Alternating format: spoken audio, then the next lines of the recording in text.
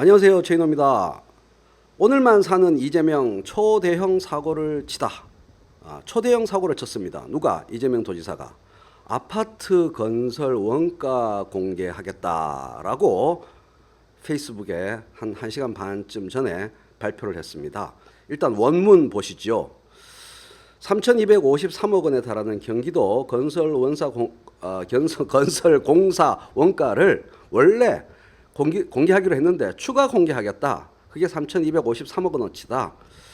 건설 비리를 원천 봉쇄하겠다. 계속해서 한 놈만 패 정신으로 집중 공격하고 있습니다. 국민을 위해서, 도민을 위해서.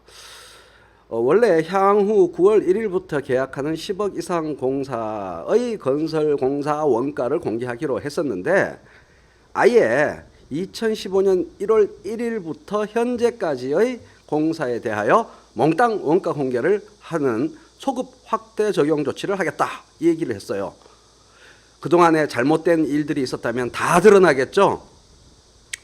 자, 추가 공개합니다. 그래서 추가 공개 내역이 설계 내역서, 계약 변경 내역서, 하도급 내역서, 원하도급 대비표가 싸그리 투명하게 추가 공개되면 공공건설의 투명성을 높이는 귀중한 자료가 될 것입니다. 경기도만을 위해서가 아니라 대한민국 전체에 대하여. 이거 엄청난 일이죠. 근데 이 안에 메가톤급 폭탄이, 메가톤급 위력의 내용이 숨어 있는데 경기도시공사의 원가 공개도 검토 중인데 경기도시공사 요거에 대해서 조금 이따가 설명을 드릴 텐데요. 한마디로 그 경기도가 100% 지분을 갖고 있는 지방 공기업인데요. 여기의 원가 공개, 경기도가 100% 지분을 갖고 있으니까 경기도 마음이죠. 여러분이 가장 관심을 가지는 아파트 건설 원가가 당연히 포함된다고 확실하게 표현했습니다. 자, 집 하나 사는데 왜 그렇게 힘드냐? 이 모든 국민이 가지고 있는 의문이죠. 우리 사회의 뿌리 깊은 불평등의 구조는 어디서 기인하고 어떻게 해결해야 하는가? 구체적으로 살펴보는 계기가 되겠다. 이번 조치가. 이게 참 중요한 말 같습니다. 경기도민이 맡겨주신 권한으로 오늘 당장 할 수 있는 일부터 시작하겠습니다.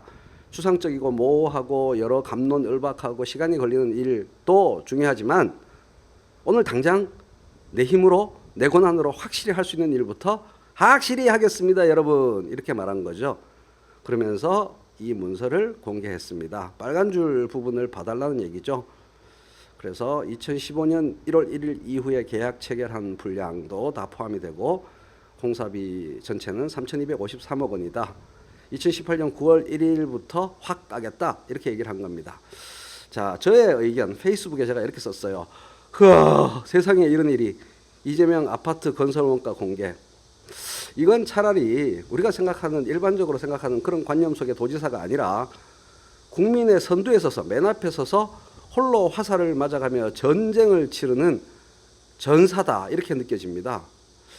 제 감각으로도 이 속도감과 이 파워는 감당이 안 되네요. 이재명 도지사가 정신을 못 차리게 원투 스트레이트 어퍼를 때린 다음에 가드로 얼굴을 막는 사이에 이노우에 나오야 일본의 천재 청년 복서 수준의 복부 공격을 가한 것이다 이렇게 보여집니다.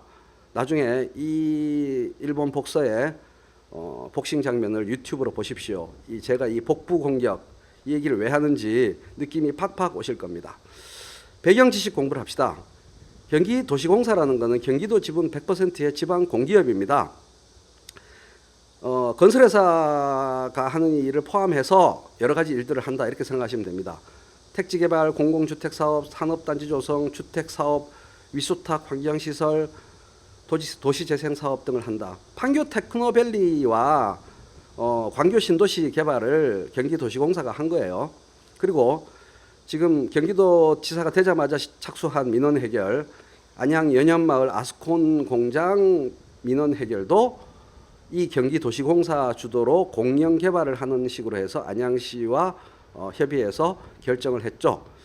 근데 이게 앞으로 경기도에서 이루어져야 할 적폐청산의 핵심 지점이기도 합니다. 이 경기도시공사 안에서 많은 나쁜 일들이, 문제가 되는 일들이 불거졌을 가능성이 굉장히 높죠. 그래서 여기에 대한 감사 하는 일과 동시에 여기서 이루어졌던 아파트 건설 공사를 포함한 각종 공공공사의 원가 공개를 동시에 추진해서 경기도시공사를 완전히 혁신시키고 이 혁신을 경기도 전체 혁신의 키스톤으로 생각하고 있는 것 같습니다. 이런 무대뽀의 일이 어떻게, 사실은 매우 정교한 무대뽀의 일이 어떻게 가능하냐. 기본적으로 정신 자세가 이거라서 가능해진 겁니다. 하도 요즘 음해를 많이 받아서 이거를 잠깐 잊어버리고 있다가 다시 한번 확고하게 다짐한 것 같아요. 오늘 당장 할 수 있는 일부터 시작하겠다. 지금 야구 투수로 치면은 홈런을 맞으면 어떡하지?